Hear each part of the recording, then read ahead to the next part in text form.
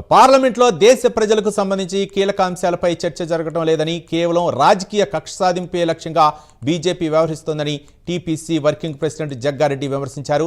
దేశం కోసం త్యాగాలు చేసిన మహానుభావుల చరిత్రను చెరిపివేయడానికి ప్రస్తుతం పార్లమెంట్లో చర్చలు సాగుతున్నాయని ఆరోపించారు. ప్రధాని మోదీ, అమిత్ షాలను సభలో ప్రియాంక ప్రశ్నిస్తే సమాధానం చెప్పే ధైర్యం కూడా లేదన్నారు జగ్గారెడ్డి. లేకపోతే ప్రజా సమస్యలను బీజేపీ ప్రభుత్వం, ప్రధానమంత్రి మోడీ గారు, అమిత్ షా గారు, కేంద్రంలో బీజేపీ ప్రభుత్వం మనం ఈ మధ్య కాలంలో చూస్తున్నది ఏందయ్యా అంటే, రోజు టార్గెట్ ప్రజా సమస్యల మీద చర్చ పార్లమెంట్లో లేదు, ప్రజా అవసరాలకు సంబంధించిన చర్చ పార్లమెంట్లో లేదు. ఈ దేశంలో ఏ రకంగా సుఖశాంతులతో ఉన్నారా లేరా, లేకపోతే ఏం చేయాలని మీద చర్చ జరగాలి. కానీ జవహర్లాల్ నెహ్రూ గారి గురించి టార్గెట్. ప్రియాంక గాంధీ గారు బీజేపీ ప్రధానమంత్రికి, అమిత్ షాకు, బీజేపీ గవర్నమెంట్కి చాలా చక్కగా చెప్పింది. దానికి వాళ్ళ దగ్గర జవాబు లేదు.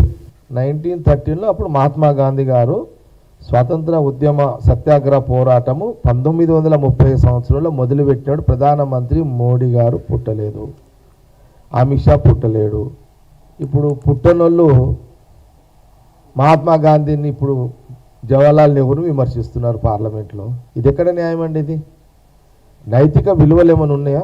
విలువలతో అసలు వీళ్ళకు బీజేపీ అధిష్టానానికి, కేంద్ర అధిష్టానానికి ఏమైనా విలువలు ఉన్నట్ట? దీన్ని దేశ ప్రజలు ఆలోచించండి.